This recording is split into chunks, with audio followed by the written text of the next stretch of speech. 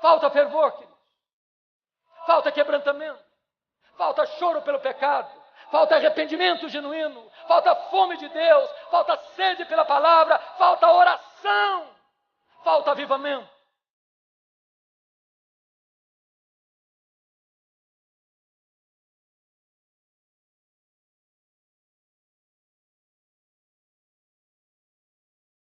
Irmãos queridos, eu quero crer que as igrejas aqui representadas, graças a Deus, são igrejas que zelam pela sã doutrina. Eu quero crer que as igrejas aqui representadas zelam pela ética. Eu quero crer que as igrejas aqui representadas são igrejas prósperas. Eu quero crer que as igrejas aqui representadas vivem em paz. Eu quero dizer que a ortodoxia é uma bênção. Eu quero dizer que o zelo pela ética é uma bênção. Eu quero dizer que a prosperidade que vem de Deus é uma bênção. Eu quero dizer que a paz é uma bênção. Mas mesmo a igreja ortodoxa, ética, que está vivendo prosperamente e em paz, ela pode estar provocando náuseas no Filho de Deus. Então resta-nos uma pergunta. O que é que Jesus viu na igreja de Laodiceia que deu náuseas nele? Falta de fervor espiritual, apatia, mornidão, falta de entusiasmo, falta de vibração, falta de brilho nos olhos, falta de fogo no coração, falta de zelo pelas coisas de Deus. É colocar a vida cristã no piloto automático. É permitir que um mecanicismo árido domine a igreja. E eu tenho rodado este país de norte a sul, de leste a oeste. Tenho pregado em mais de 1000 igrejas das mais diversas denominações do nosso país. E eu não tenho dúvidas, irmãos, de que o problema da igreja evangélica brasileira é falta de fervor espiritual. E eu não estou falando de emoções. Eu estou falando de fervor, que, como já foi dito neste culto, não é produzido pelo homem, só o Espírito de Deus pode produzir. Falta fervor, querido. Falta quebrantamento, falta choro pelo pecado, falta arrependimento genuíno, falta fome de Deus, falta sede pela palavra, falta oração, falta avivamento. Eu temo, irmãos, eu temo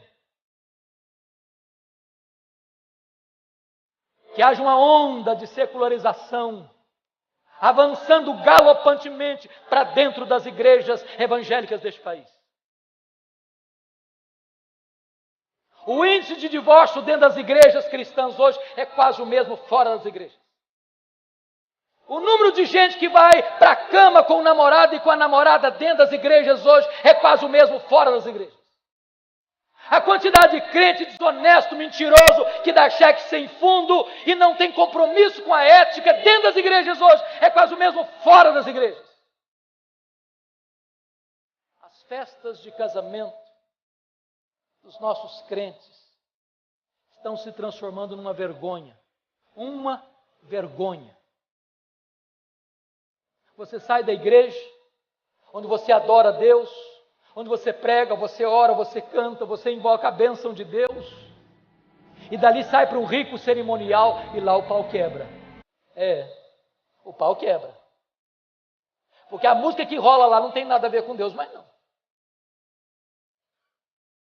Bebidas alcoólicas, se serve todas. As luzes, como uma boate moderna, acendem-se no teto e o povo de Deus bêbado cai na pista de dança e volta para casa com as pernas trôpegas. Olha para o retrovisor e veja as igrejas que entraram por esse caminho, onde foram parar. Ou a igreja tem a coragem de botar o pé no freio, ou nós entraremos para dentro desta avassaladora secularização.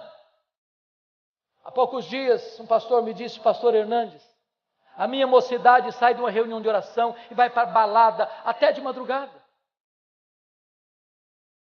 Nada tem nada mais a ver. Eu conheço líderes que vão fazer um discipulado na sua casa e depois de abrirem a Bíblia e de orarem com o seu discipulando, abrem uma garrafa de uísque e bebem a valer, introduzindo e matriculando os seus discipulandos no alcoolismo. Nada tem nada a ver. Há poucos dias um pastor me disse com lágrimas nos olhos, pastor Hernandes, a minha denominação não batizou um crente por igreja, por ano, em média. Meus amados irmãos, eu estive agora retornando essa semana passada de uma viagem a Israel e Europa.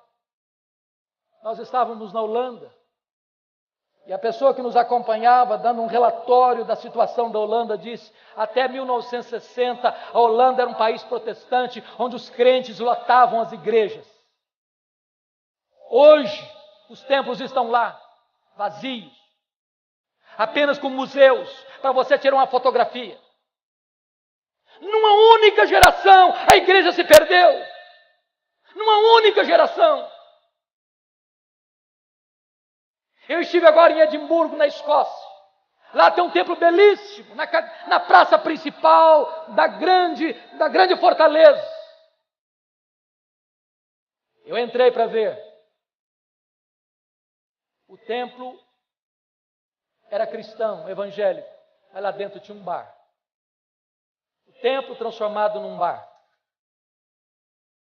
Eu só pude chorar em ver aquela cena. Irmãos queridos, sabe o que significa isso? Nós precisamos de um avivamento espiritual. Se nós não quisermos entrar por esse mesmo caminho,